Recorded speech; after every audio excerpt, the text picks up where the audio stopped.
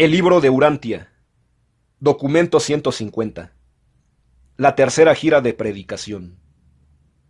En la tarde del domingo 16 de enero del año 29 después de Jesucristo, Abner y los apóstoles de Juan llegaron a Betsaida para celebrar el día siguiente una conferencia conjunta con Andrés y los apóstoles de Jesús.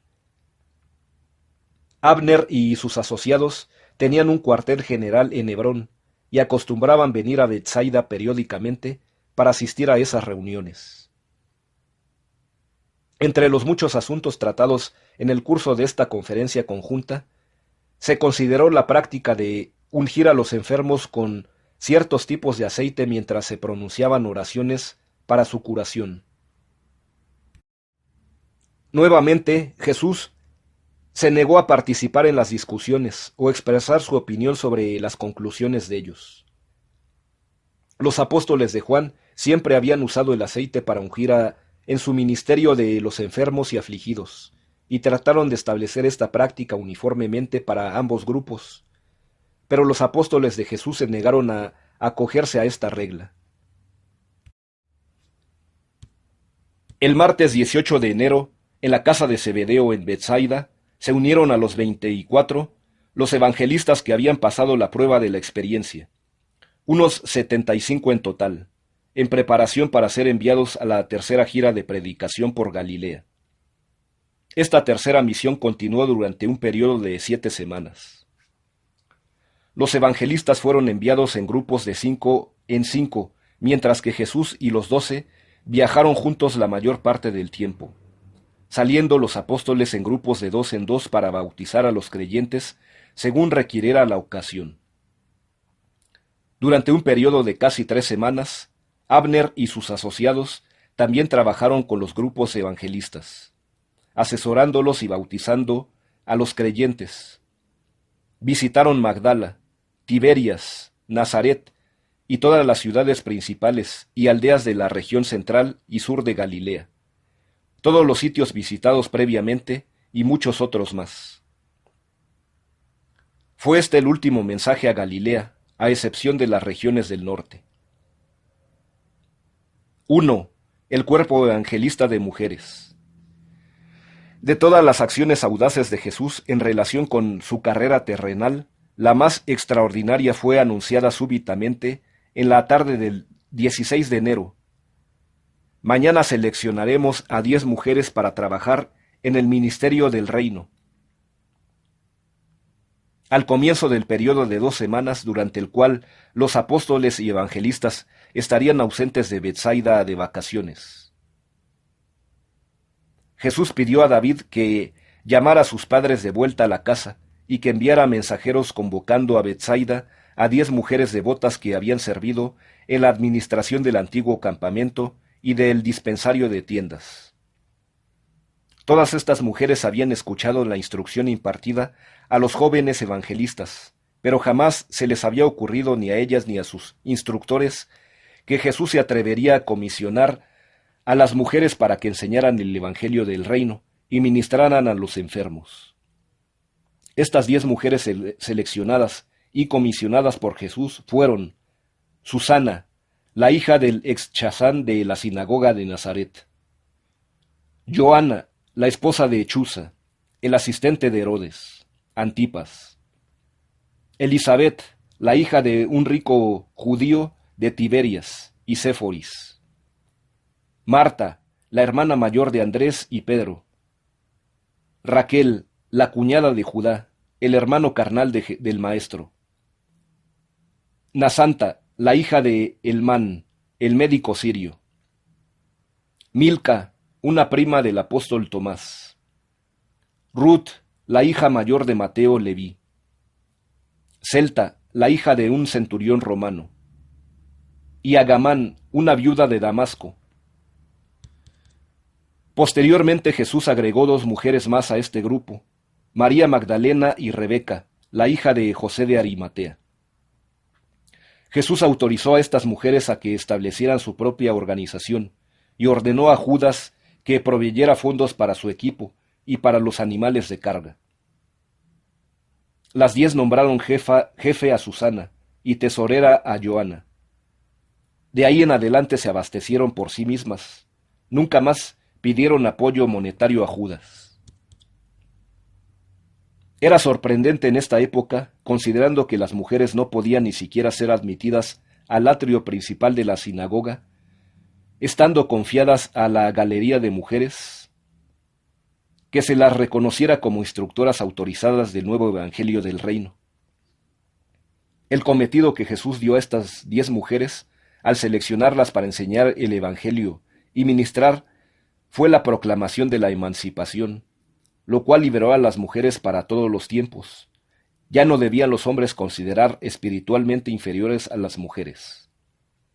Esto produjo una contundente zozobra aún entre los 12 apóstoles. A pesar de que muchas veces había escuchado al Maestro decir que en el reino del cielo no hay ni ricos ni pobres, ni libres ni esclavos, ni hombres ni mujeres, todos son igualmente hijos e hijas de Dios. Estaban literalmente pasmados cuando él propuso comisionar formalmente a estas 10 mujeres como instructoras religiosas y aún permitirles que viajaran con ellos. El país entero se agitó ante este procedimiento, y los enemigos de Jesús sacaron provecho de esta acción para usarla contra él. Pero por todas partes las mujeres creyentes en la buena nueva tomaron firmemente partido por sus hermanas elegidas, entonando con gran convicción su aprobación más plena de este reconocimiento, aunque tardío, del sitio que debe ocupar la mujer en el trabajo religioso. Y esta liberación de la mujer, dándoles el debido reconocimiento, fue practicada por los apóstoles inmediatamente después de la partida del Maestro, aunque las generaciones subsiguientes volvieron a caer en las viejas costumbres. En los albores de la Iglesia cristiana, las mujeres instructoras y ministras eran llamadas diaconisas, y se les acordaba reconocimiento general. Sin embargo, Pablo, a pesar de profesar que estaba de acuerdo con todo esto en teoría, no supo incorporarla sinceramente en su propia actitud, y personalmente le resultó difícil practicarla. 2. La parada en Magdala.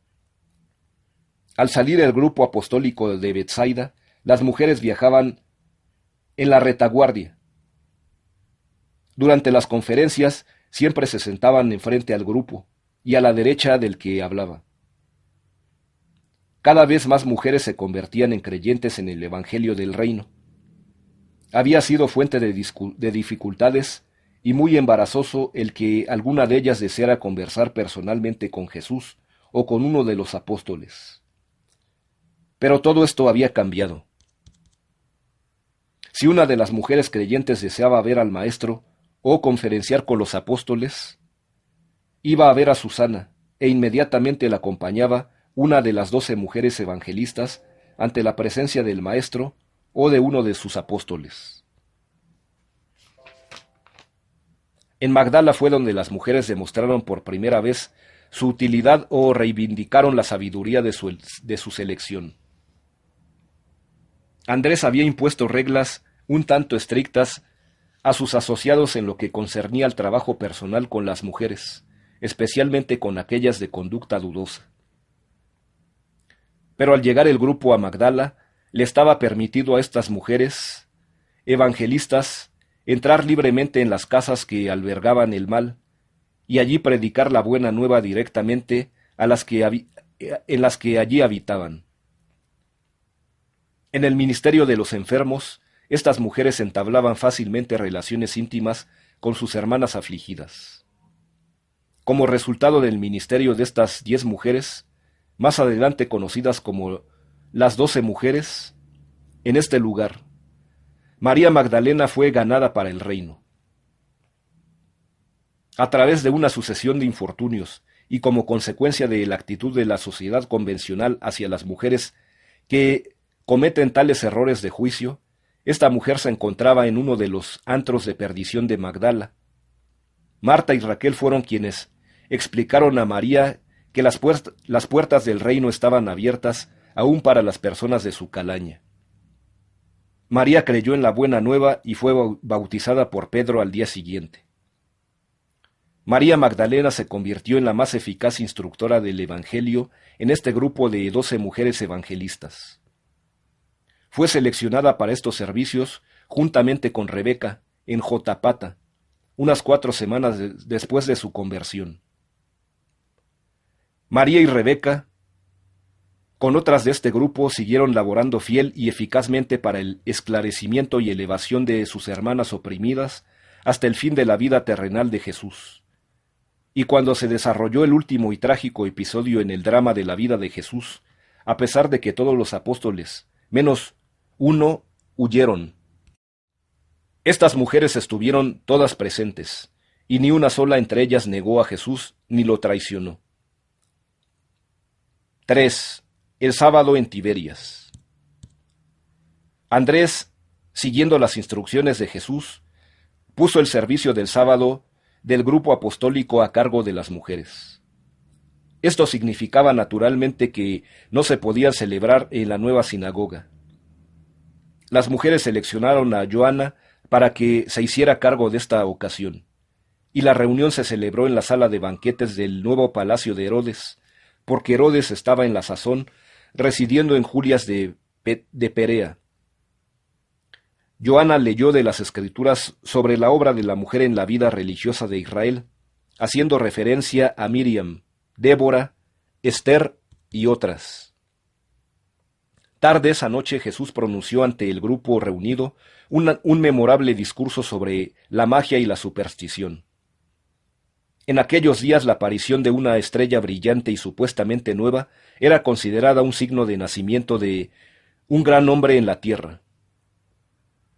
Como se había observado recientemente una estrella semejante, Andrés preguntó a Jesús si estas creencias tenían fundamento. En la larga respuesta a la pregunta de Andrés, el maestro habló en forma extensa sobre el tema de la superstición humana. La declaración de Jesús en esta ocasión puede ser resumida en fraseología moderna como sigue. 1. El curso de las estrellas en los cielos nada tiene que ver con los acontecimientos de la vida humana en la tierra. La astronomía es un interés apropiado de la ciencia, pero la astrología es una masa de errores supersticiosos que no tienen lugar en el Evangelio del Reino. 2. El examen de los órganos de un animal recientemente sacrificado nada puede revelar del tiempo atmosférico, los acontecimientos futuros o la conducta de los asuntos humanos. 3. Los espíritus de los muertos no regresan para comunicarse con sus familiares ni con sus amigos vivos. 4. Los amuletos y las reliquias son importantes contra las enfermedades. No previenen los desastres ni influyen sobre los espíritus malvados. La generación en estas formas materiales de influir sobre el mundo espiritual no es sino una superstición flagrante. 5. Echar la suerte. Aunque pueda ser una forma conveniente de resolver muchas dificultades menores, no es un método creado para revelar la voluntad divina. Los resultados de estas actividades tan solo son casualidades de orden material. La única forma de comunión con el mundo espiritual corresponde al don del Espíritu otorgado a la humanidad. El Espíritu residente del Padre, juntamente con el Espíritu derramado del Hijo y la influencia omnipresente del Espíritu infinito.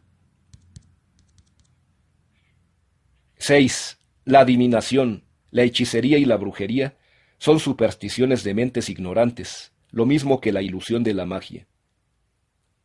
La creencia en números mágicos, en signos de buena suerte y presagios de mala suerte es pura superstición y sin fundamento alguno. 7. La interpretación de los sueños es en gran parte un sistema supersticioso y sin fundamento de especulación ignorante y fantástica. El Evangelio del Reino no debe tener nada en común con los sacerdotes adivinos de las religiones primitivas. 8. Los espíritus del bien o del mal no pueden habitar en símbolos materiales de arcilla, madera o metal. Los ídolos no son más que la sustancia de la cual están hechos.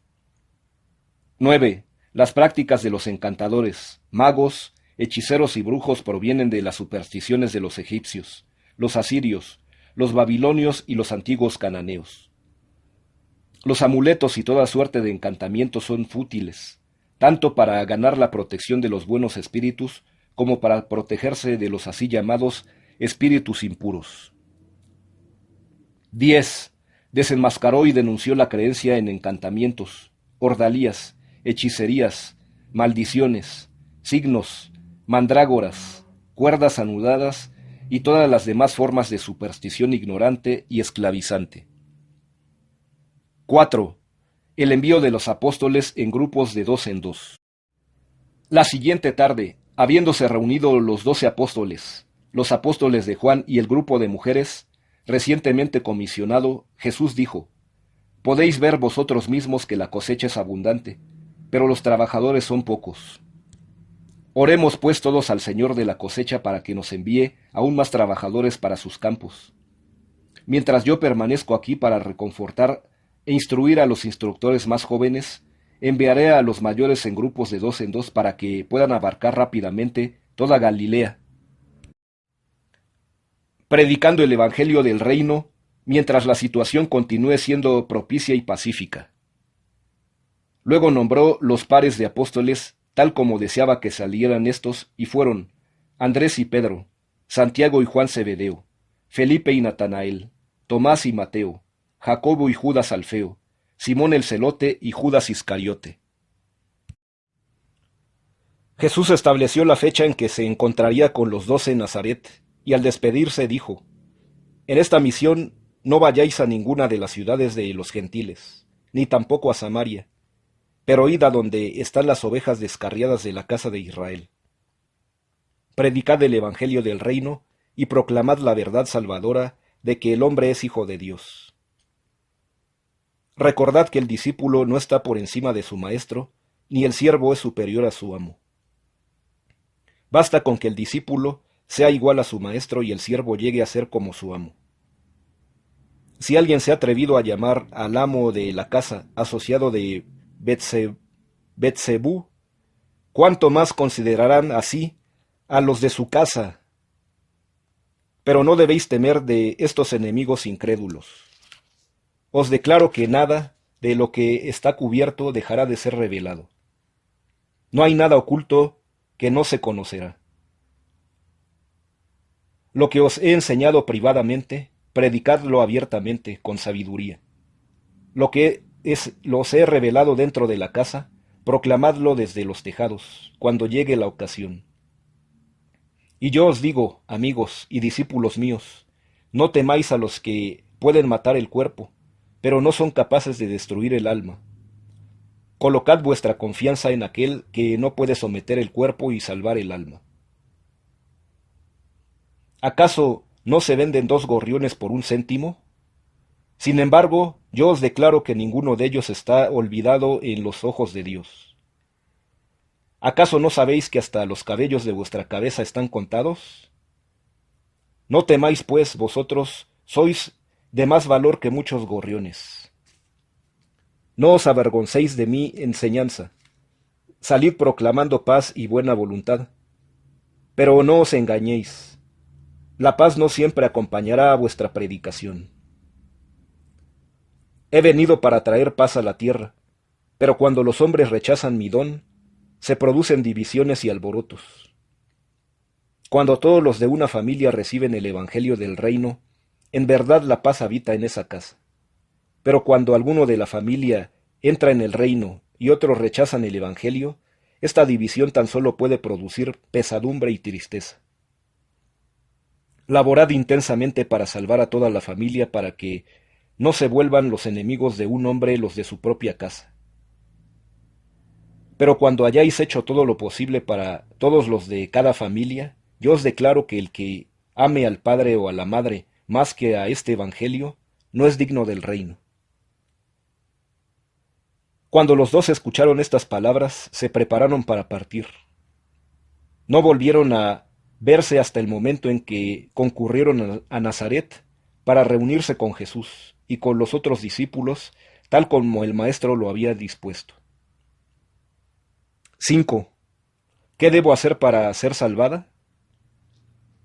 Cierta tarde en Sunem, después del regreso a Hebrón de los apóstoles de Juan, y después de los apóstoles de Jesús, habían sido enviados en grupos de 2 en 2.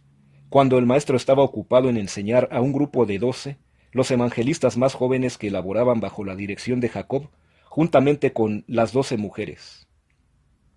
Raquel hizo a Jesús esta pregunta: Maestro, ¿qué debemos responder cuando las mujeres nos preguntan: ¿qué debo hacer para ser salvada?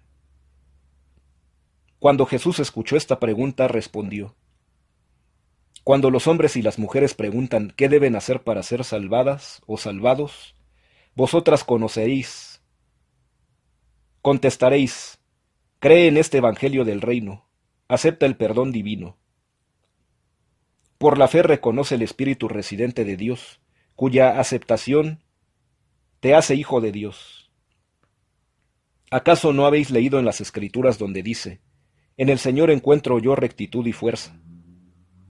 También allí donde el Padre dice: cercana está mi rectitud, se acerca.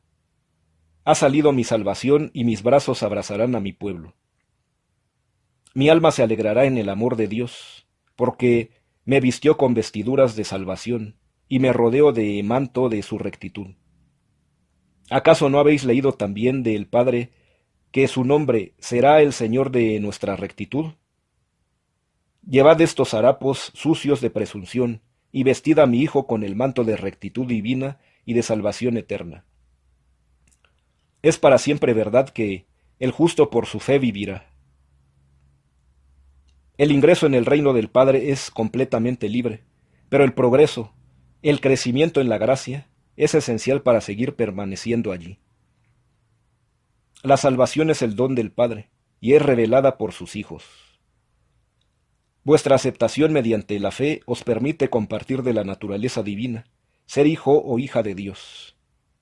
Por la fe estáis justificados, por la fe sois salvados, y por la misma fe avanzaréis eternamente en el camino de la perfección progresiva y divina.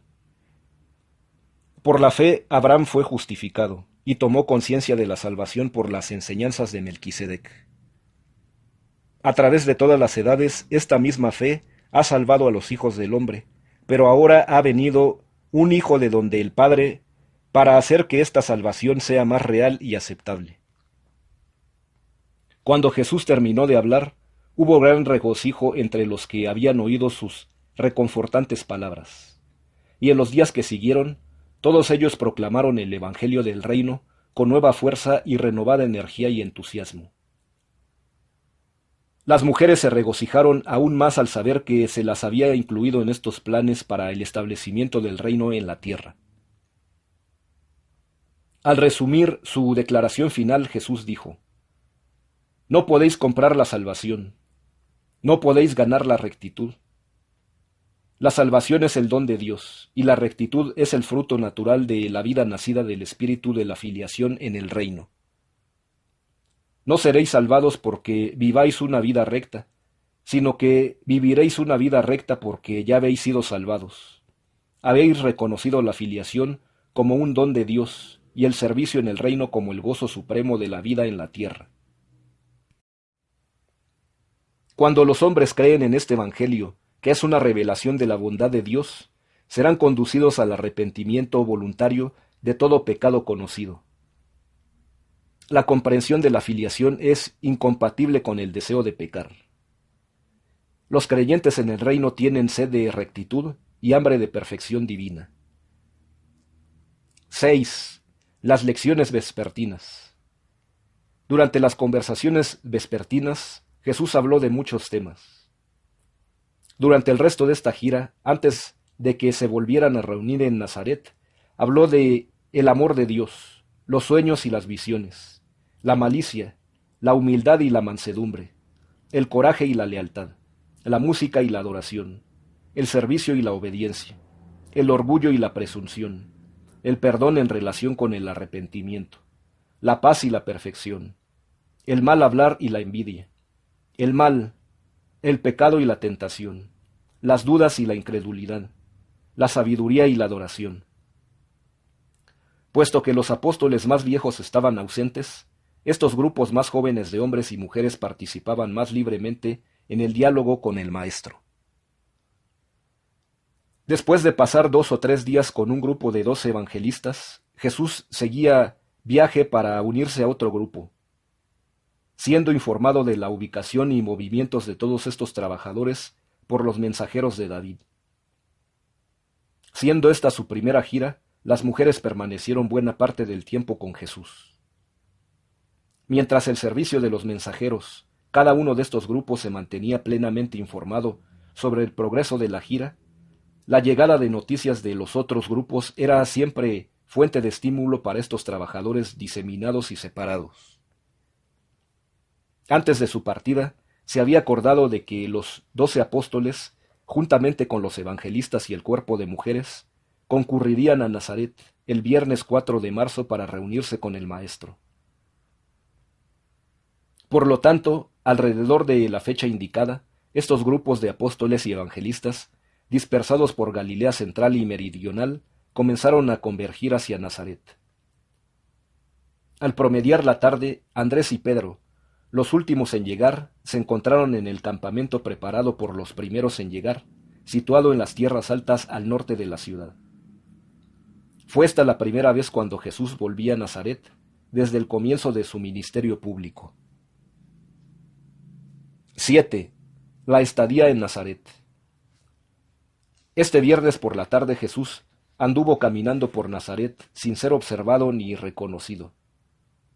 Pasó por la casa de su niñez y por el taller de carpintería, y estuvo una media hora en la colina que tanto había agradado cuando era niño. Desde el día de su bautismo por Juan en el Jordán, el Hijo del Hombre no había sentido tal inundación de emoción humana en su alma. Al descender del monte, oyó los sonidos familiares de la trompeta que anunciaba la puesta del sol, tal como los había oído muchas veces cuando niño en Nazaret. Antes de volver al campamento pasó por la sinagoga donde había ido a la escuela, y su mente se entretuvo en los muchos recuerdos de sus días de infancia. Temprano ese día, Jesús había enviado a Tomás a que dispusiera lo necesario con el jefe de la sinagoga para poder predicar en los servicios matutinos del sábado. El pueblo de Nazaret no había sido nunca famoso por su piedad ni espejo de vida recta. Con el pasar de los años, esta aldea se había contaminado cada vez más con la baja moral característica de la cercana ciudad de Séforis. Durante la juventud de Jesús y sus primeros años de vida adulta, las opiniones de Nazaret sobre él estaban divididas. Su decisión de mudarse a Capernaum suscitó gran resentimiento. Aunque los habitantes de Nazaret mucho habían oído sobre las obras de su ex carpintero, estaban ofendidos porque no había incluido su aldea natal en ninguna de sus giras de predicación anteriores. La nueva de la fama de Jesús había llegado hasta allí, desde luego. Pero la mayoría de los nazarenos estaban airados porque Jesús no había realizado ninguna de sus grandes obras en la ciudad de su juventud. Durante meses se había hablado mucho de Jesús en el pueblo de Nazaret, pero en general predominaban las opiniones desfavorables. Así pues el maestro se encontró en medio de una atmósfera que, en vez de darle la bienvenida al hogar, se manifestaba decididamente hostil e hipercrítica. Pero esto no era todo. Sus enemigos, sabiendo que pasaría el sábado en Nazaret y suponiendo que hablaría en la sinagoga, habían empleado a numerosos hombres rudos y groseros para acusarlo, hostilizarlo y armar lío en toda forma posible. La mayoría de los viejos amigos de Jesús, incluyendo el maestro Chazán, que tanto lo amó en su juventud, había muerto o se había ido de Nazaret, y la generación más joven tendía a resentir su fama y alimentaba intensos sentimientos de celos y envidia. No querían recordar su temprana devoción a la familia de su padre, y lo criticaban amargamente porque no visitaba a su hermano ni a sus hermanas casadas que vivían en Nazaret. La actitud de la familia de Jesús también contribuyó a aumentar los sentimientos hostiles del pueblo. Los ortodoxos de entre los judíos aún llegaron a criticar a Jesús porque iba demasiado rápido camino a la sinagoga este sábado por la mañana. 8. El servicio del sábado. Este sábado fue un hermoso día, y todo Nazaret, amigos y enemigos, concurrió a la sinagoga para escuchar a su excompatriota. En el séquito apostólico, muchos tuvieron que quedarse afuera, pues no había lugar en la sinagoga para todos los que habían venido a escucharlo. Cuando joven, muchas veces había hablado Jesús en este templo, y esta mañana, al entregarle el rector de la sinagoga los escritos sagrados de los que leería la lección de la Escritura, nadie de los allí presentes pareció recordar que este era el mismo manuscrito que él había donado a la sinagoga. Los servicios se celebraron este día tal como cuando Jesús era muchacho. Ascendió a la plataforma con el rector de la sinagoga y se inició el servicio con 2 oraciones. Bendito sea el Señor, Rey del mundo, Creador de la luz y de las tinieblas, Hacedor de la paz, Creador de todo, quien en su misericordia da luz a la tierra y a los que en ésta moran, que en su bondad renueva día tras día y cada día las obras de la creación. Bendito sea el Señor nuestro Dios por la gloria de sus obras y por las luces que iluminan que Él ha hecho para que su alabanza sea. Bendito sea el Señor nuestro Dios, Hacedor de la luz. Después de una corta pausa, nuevamente oraron. Con gran amor el Señor nuestro Dios nos ha amado, y con piedad desbordante nos ha compadecido, nuestro Padre y nuestro Rey, por amor a nuestros padres que confiaron en Él. Tú les enseñaste los estatutos de la vida. Ten merced de nosotros y enséñanos. Esclarece nuestros ojos en la ley. Haz que nuestro corazón cumpla con tus mandamientos. Aúne nuestros corazones para que te amemos y temamos tu nombre. Y no pasaremos vergüenza, mundo sin fin, porque tú eres el Dios de la salvación y nos elegiste entre todas las naciones y todas las lenguas, y en verdad nos has traído cerca de tu gran nombre, Selah, para que podamos alabar tu unidad con amor. Bendito sea el Señor, que en amor eligió su pueblo de Israel. La congregación recitó luego el Sema, el credo judío. Este rito consistía en la repetición de numerosos pasajes de la ley e indicaba que los creyentes aceptaban el yugo del reino del cielo y el yugo de los mandamientos tanto de día como de noche. Luego siguió la tercera oración. Es verdad que tú eres Yahvé, nuestro Dios y el Dios de nuestros padres, nuestro Rey y el Rey de nuestros padres, nuestro Salvador y el Salvador de nuestros padres, nuestro Creador y la roca de nuestra salvación, nuestra ayuda y nuestro libertador. Tu nombre es desde lo sempiterno, y no hay otro Dios sino tú. Una nueva canción cantaron a los que fueron liberados, y la entonación a la orilla del mar, alabando tu nombre. Juntos te alabaron y te reconocieron como rey, y dijeron, Yahvé reinará, mundo sin fin. Bendito es el Señor que salva a Israel. El rector de la sinagoga tomó luego su posición ante el arca, o cofre, que contenía las escrituras sagradas, y comenzó a recitar las 19 eulogías de oración, o sea, bendiciones. Pero en esta ocasión era deseable acortar el servicio para que el distinguido huésped pudiera tener más tiempo para su discurso. Por consiguiente, sólo recitó la primera y la última de las bendiciones. La primera era, bendito es el Señor nuestro Dios, y el Dios de nuestros padres, el Dios de Abraham, y el Dios de Isaac, y el Dios de Jacob. El grande, el poderoso y terrible Dios, que nuestra misericordia y ternura, que crea todas las cosas, que recuerda las misericordiosas promesas a los padres, y que trae un Salvador a los hijos de los hijos para la gloria de su nombre. Y es amor, oh Rey, sostén, Salvador y escudo. Bendito eres tú, oh Yahvé, escudo de Abraham. Luego siguió la última bendición. Oh, otorga a tu pueblo Israel gran paz para siempre. Pero tú eres Rey y Señor de toda paz. Y es bueno en tus ojos bendecir a Israel en todo momento, y en toda hora, con paz. Bendito eres tú, Yahvé, que bendices a tu pueblo Israel con paz. La congregación no miraba al rector mientras éste recitaba las bendiciones.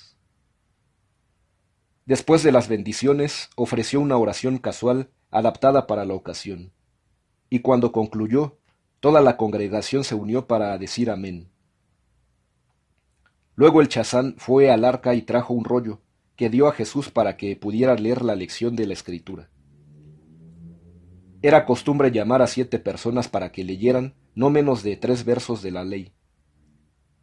Pero esta práctica no se cumplió en esta ocasión, para que el visitante pudiera leer la lección de su propia selección. Jesús, tomando el rollo, se puso de pie y comenzó a leer del Deuteronomio. Este mandamiento que yo te ordeno, hoy no está oculto de ti, ni está lejos. No está en el cielo para que digas, ¿quién subirá por nosotros al cielo y nos lo traerá, y nos lo hará oír para que cumplamos? Ni está al otro lado del mar, para que digas, ¿quién pasará por nosotros el mar, para que nos traiga y nos haga oír, a fin de que lo cumplamos? No, muy cerca de ti está la palabra de vida, en tu presencia y en tu corazón para que la conozcas y la obedezcas. Cuando terminó de leer del libro de la ley, comenzó a leer de Isaías. El Espíritu del Señor está sobre mí porque Él me ungió para que predique buenas nuevas a los pobres. Me ha enviado a publicar libertad a los cautivos y recuperación de la vista a los ciegos, para libertar a los que están lastimados y proclamar el año favorable del Señor. Jesús cerró el libro y después de devolvérselo al rector de la sinagoga, se sentó y comenzó a hablar a la gente. Comenzó diciendo, hoy se cumplen estas escrituras. Y luego Jesús habló casi 15 minutos sobre los hijos e hijas de Dios. Muchos en el público se regocijaron con su discurso y se maravillaron con su donaire y sabiduría. Era costumbre en la sinagoga, después de la conclusión del oficio formal, que el orador permaneciera allí para que los que tenían interés pudieran hacerle preguntas. Por consiguiente, esa mañana del sábado, Jesús bajó de la tarima, mezclándose con la multitud que se adelantaba para hacer preguntas. En este grupo había muchas personas turbulentas con la mente llena de fechoría, y alrededor de la multitud pululaban esos seres abyectos que habían sido empleados para armar lío contra Jesús. Muchos de los discípulos y evangelistas que se habían quedado afuera comenzaron a forcejear para entrar a la sinagoga, y enseguida se dieron cuenta de que se estaba preparando una tormenta. Trataron de sacar de allí al maestro, pero él no quiso ir con ellos. 9. El rechazo en Nazaret. Jesús se encontró rodeado en la sinagoga por una gran multitud de enemigos y unos pocos de sus propios seguidores. Y en respuesta a las rudas preguntas y burlas crueles, observó en tono semijocoso: sí, yo soy el hijo de José, yo soy el carpintero. Y no me sorprende que vosotros evoquéis el proverbio, médico, cúrate a ti mismo, y que me desafiéis a que yo haga en Nazaret lo que habéis oído que hice en Capernaum. Pero yo os llamo a que atestigüéis que hasta las Escrituras declaran, nadie es profeta en su tierra, ni en su propio pueblo. Pero lo recibieron a empellones, y apuntándole con su dedo acusador, le dijeron: ¿tú crees que eres mejor que el pueblo de Nazaret? Tú nos abandonaste, pero tu hermano trabaja aquí de trabajador común, y tus hermanas aún viven entre nosotros. Conocemos a tu madre, María. ¿Dónde están ellos hoy? Oímos sobre ti grandes cosas, Pero vemos que no haces portento alguno aquí cuando vuelves. Jesús les contestó: Amo a la gente que vive en la ciudad en la que crecí, y me regocijaría de veros a todos entrar en el reino del cielo. Pero no me corresponde determinar las obras de Dios. Las transformaciones de la gracia se forjan en respuesta a la fe viviente de los que son sus beneficiarios. Jesús hubiera podido controlar a la multitud con un poco de buen humor y desarmar aún a sus enemigos más violentos, de no haber sido por un error táctico de uno de sus propios apóstoles, Simón el Celote, quien, con la ayuda de Nacor, uno de los evangelistas más jóvenes, había llamado a un grupo de amigos de Jesús que se encontraban entre la multitud, y en actitud beligerante mandó a los enemigos del Maestro que se fueran de allí. Jesús había enseñado repetidamente a sus apóstoles que una respuesta mansa desarma la ira, pero sus seguidores no estaban acostumbrados a ver a un instructor armado, a quien con tanto respeto llamaban maestro, tratando con tal descortesía y desdeño. Fue demasiado para ellos, y se encontraron expresando un resentimiento apasionado y vehemente, que tan solo consiguió encender los ánimos de turba en este grupo grosero y rudo. Así pues, bajo el liderazgo de los mercenarios, estos rufianes aferraron a Jesús y lo sacaron de la sinagoga, llevándolo a la cima de una cercana colina empinada, con la intención de matarlo, arrojándolo al precipicio. Pero en el momento en que estaban a punto de empujarlo, Jesús se volvió de pronto hacia sus capturadores, y enfrentándoseles, se cruzó de brazos tranquilamente. Nada dijo, pero sus amigos estuvieron más que sorprendidos cuando, al empezar él a caminar hacia adelante, la multitud se separó y le permitió pasar sin molestarlo. Jesús, seguido de sus apóstoles, se fue a su campamento, y allí relataron todo lo ocurrido. Y esa tarde se aprontaron para volver a Capernaum temprano al día siguiente, tal como Jesús había ordenado. Este final turbulento de la tercera gira de predicación pública sirvió de seria valoración de los hechos para todos los seguidores de Jesús. Comenzaron a darse cuenta del significado de algunas de las enseñanzas del Maestro. Estaban despertando al hecho de que el reino solo vendría después de mucha pesadumbre y amargos desencantos.